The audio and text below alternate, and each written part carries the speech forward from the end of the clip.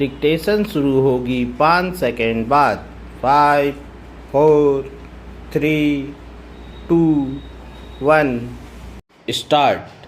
प्यारे भाइयों, प्यारी बहनों, वस्तुओं के तथा बिक्री वाले निर्यातों में विविधता लाना भी उतना ही जरूरी है।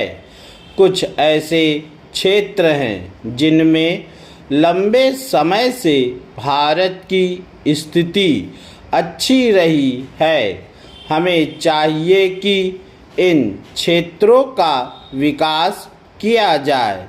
परामर्श के निर्यात तथा इंजीनियरिंग वस्तुओं और परियोजनाओं के निर्यात पर पूरा जोर दिया जाना चाहिए।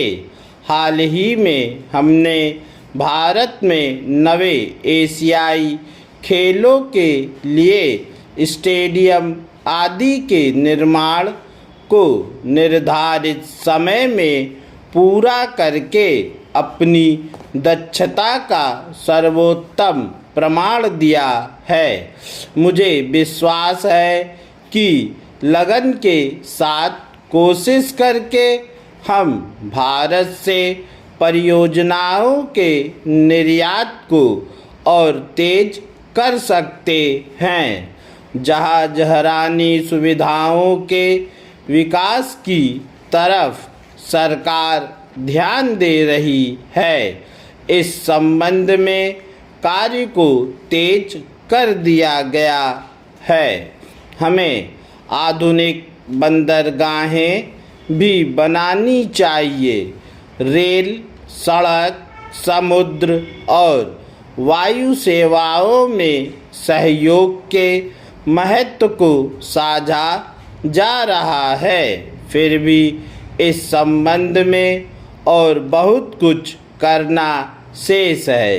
हालांकि सरकार निर्यात बढ़ाने के लिए ज़रूरी सहायता दे रही है। यह निर्यात करने वाले समुदाय की जिम्मेदारी है कि वे अपनी दक्षता और प्रतिस्पर्धा करने के तरीकों को सुधारें। निर्यात के विकास तथा देश की ख्याति को बढ़ाने के लिए गुणवत्ता का बहुत महत्व है। वास्तव में गुणवत्ता ही निर्यात की जान है। अतः निर्यात करने वाले समुदाय को चाहिए कि वे इस ओर अधिक से अधिक ध्यान दें। मुझे विश्वास है कि निर्यात बढ़ाने के लिए सरकार द्वारा उठाए गए कदमों और निर्यात करने वालों के सहयोग से देश अपने लक्ष्य को प्राप्त करने में सफल होगा। इस संबंध में हाल में जो काम हुआ है, मैं उसका सम्मान करता हूँ और मैं वाणिज्य मंत्री के साथ सहमत हूँ कि हम अपने सामने आने वाली चुनौतियों का मुकाबला करने की पूरी क्षमता रखते हैं। यदि भरसक कोशिश की जाए तो कोई वजह नहीं कि हम उन उद्देश्यों को प्राप्त ना कर लें जो हमने अपने सामने रखे हैं।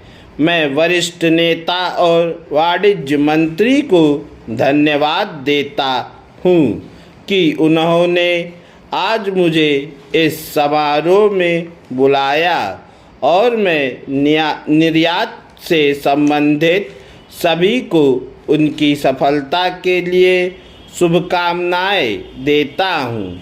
मुझे विश्वास है कि हम फिर भी मिलेंगे और मिलते रहेंगे।